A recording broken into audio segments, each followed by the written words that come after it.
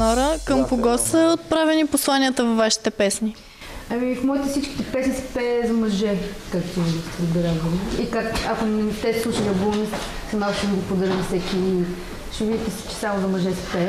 Между другото и друг път са ми питали защо пееш само за мъже, а интересното, че само мъже са писали текстовете на тези песни. Аз се надявам, че чрез моите песни не се сещаш, да. В смисъл, да не карам да ги правите вие, ама поне след като знаете, че аз ги правя тези неща, да си кажете, това нещо е опасно, скивай килата. Знаем се, я спада.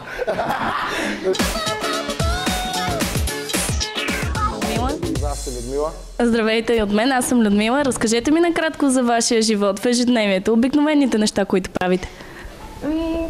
Сутрин лягам, вече ставам. Какво да кажа? Ние се опитваме най-вече да се забавляваме, защото също това е смисъла на живота.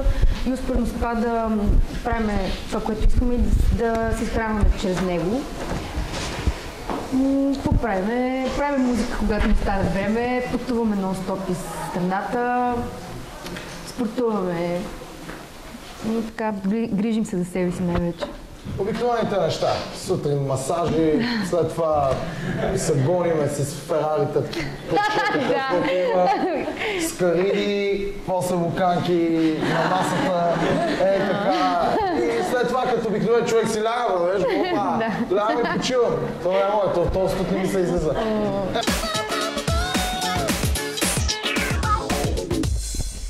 Аз съм Габриела.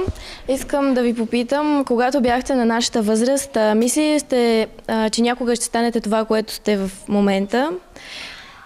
Избъдна ли се някоя от вашите младежки мечти? Ами, това е много хубаво въпрос. Често казано, мен много беше срам да пея. Това е много се похваля с... И има защо? Да. Много беше срам да излиза през хора и някаква супер така фоба имах. Много често казвам, не ходих на училище.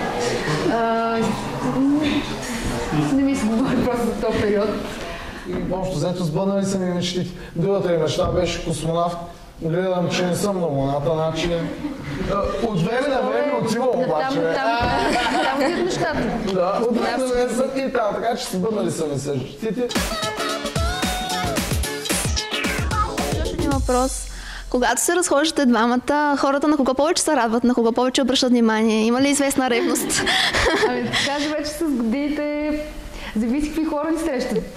Ако ни срещат някои по-възрастни и така по-олегнали хора, може би на него се кефат повече. Иначе ако ни видят някои млади като вас, повече на мене. Да, обаче баба и на теб са кефи. И още са кефи.